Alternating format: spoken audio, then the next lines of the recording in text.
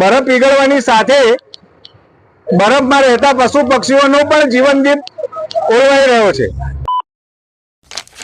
એમાં આજે આપણે વાત કરવાની છે પશુઓ પર દયા કરો। શું લખ્યું છે? હા, આજનો આપણો વિષય છે પશુઓ પર દયા કરો, જીવ દયાનો। આ શું લખ્યું છે? હજુ જોરથી। આ શું લખ્યું છે? હા હા। નંબર 2 માં ક્લાઇમેટ ચેન્જ થી પશુ પક્ષીઓના મૃત્યુની વાત કરીએ આપણે। બીજું છે રોડ કિલ। રોડ કિલ નો મતલબ કે વાહનોથી જે પશુ પક્ષીઓના પ્રાણીઓના અનિચ્છનીય મૃત્યુ થાય એને આપણે રોડ કિલ કહીએ છીએ।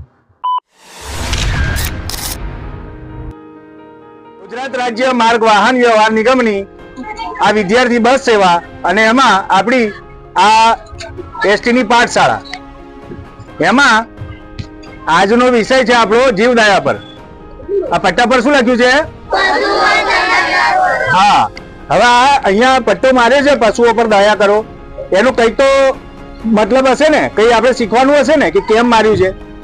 એના વિશે હું વાત કરું તો આજે આખા વિશ્વમાં માનવીય ભૂલોને કારણે પશુ પક્ષીઓ પર ખૂબ મોટી ઘાત અને આફત વરસી રહી છે, ક્લાઇમેટ ચેન્જ નામની।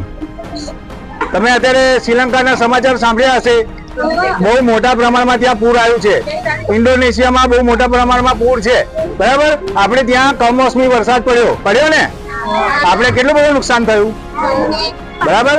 બધા ખેતીવાળા છે ને આપણે, તો નુકસાન આપણે આપણું જોયું, બરાબર।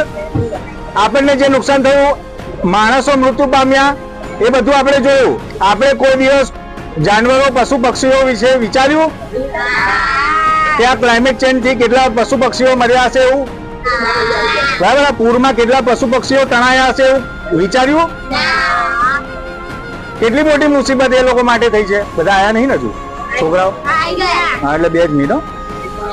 એટલે આપણે, મારો કહેવાનો મતલબ એવો છે કે આપણે માણસ છે ને બહુ મોટો કન્ઝ્યુમર થઈ ગયો છે। એની જીવન જરૂરિયાતની વસ્તુઓમાં એની જરૂરિયાત દિવસે દિવસે વધારતો જાય છે અને એ જીવન જરૂરિયાતની વસ્તુઓમાંથી કાર્બન ડાયોક્સાઇડ એ પૃથ્વી પર ઠાલવતો જાય છે વાતાવરણમાં, અને એનાથી થાય છે ગ્લોબલ વોર્મિંગ। શું થાય છે? અને ગ્લોબલ વોર્મિંગને લીધે થાય છે આ ક્લાઇમેટ ચેન્જ। અને આ વરસાદ જેવું બધું પડે છે, બહુ ગરમી પડે છે, બરાબર। છેલ્લા 30 વર્ષમાં દુનિયાભરમાં 7 લાખ માણસો મૃત્યુ પામ્યા છે। કેટલા? આ ક્લાઇમેટ ચેન્જ ની વાત કરું છું। અને